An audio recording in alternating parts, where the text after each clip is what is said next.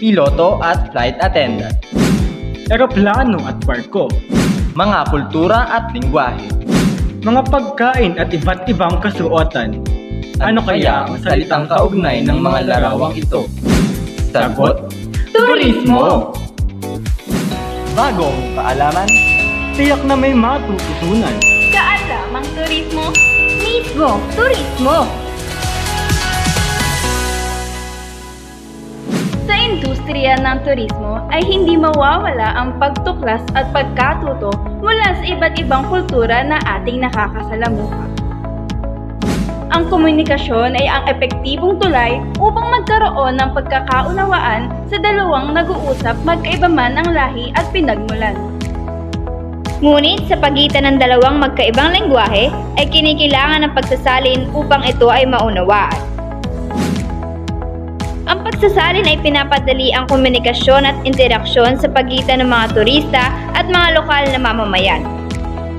Ito ay nakakatulong sa pagbibigay ng impormasyon, gabay, serbisyo at aliw sa mga bisita. Bukod pa rito, mahalaga ang papel ng pagsasalin tungo sa pagkakaintindihan, pagpapahalaga sa kultura, pagpapalawak ng merkado, personalisasyon ng serbisyo, at pagpapalawak ng kaalaman. Bilang pagsasaliksik ay aming nakapanayam ang iba't ibang profesional sa larangan ng turismo upang palawakin ang ating kaalaman. So, magandang umaga. Sa industriya ng turismo, napakahalaga ng pagsasalin ng wika. Maaring ito ay from English o papuntang Tagalog or Tagalog papuntang Ingles. Una-una, lalo na kung tayo ay makikipagsalamuha sa mga turista na galing sa ibang bansa. Napaka-importante yan. So, pag nakipag-usap tayo sa ating mga bisitang turista, dapat kung ano yung lengguwaheng maiintindihan nila. Okay, for me is that you can be more comfortable and yet flexible on your work kasi it's very important as a tour-related work yung you can easily communicate to your clients.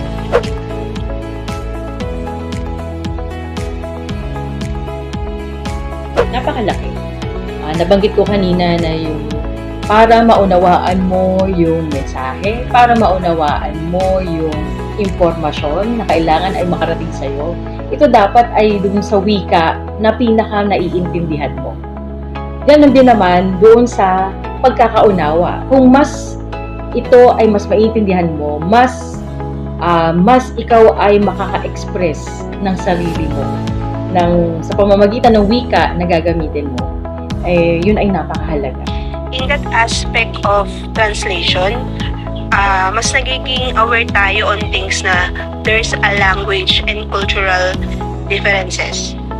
At least if we know how to translate, we can easily interact or adjust. And then of course, hindi na ganun kalaki yung magiging boundaries.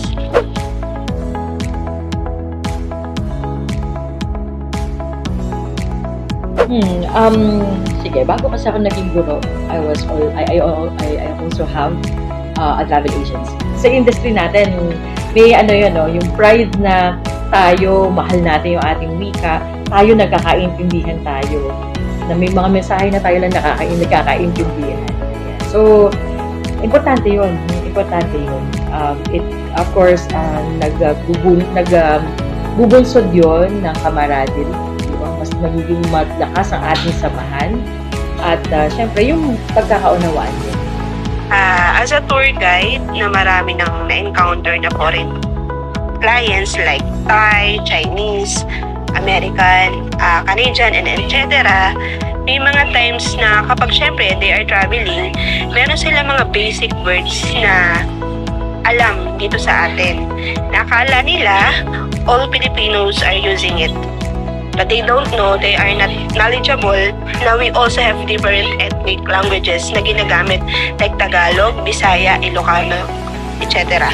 So ayun, nagkakaroon ng conflict pagka hindi talaga na translate ng maayos yung isang word na ginagamit usually sa pagtutour guide. Sa industriya ng turismo, layunin natin na maiparamdam sa mga turista na sila'y malugod nating tinatangkap. Upang maiparamdam ito ay kailangan na maayos nating maipahatid ang mensaheng ating binabanggit. Ang pagsasalin ay isang mahalagang gawain na nangangailangan ng mataas na antas ng kaalaman, sanayan, at kahusayan sa mga ginagamit na wika.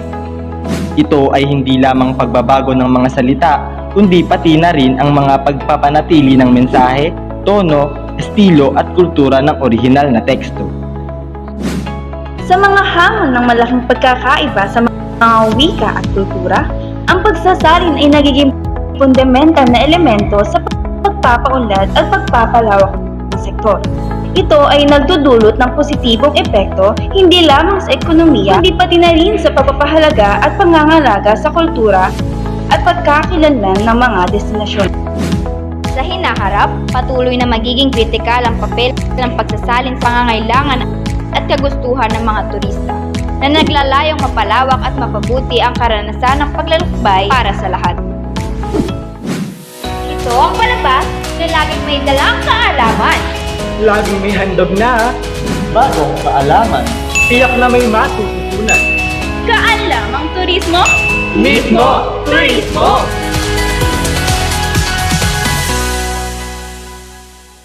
Action! Sagot! Action! Bagong kaalaman. Tiyak na may wait lang kayo, ba't ang ganito ka? Ating kaalaman naman. Kaalamang turismo? Mismo! On! Sa pagkakaiba, magkakaunlad yun kasi!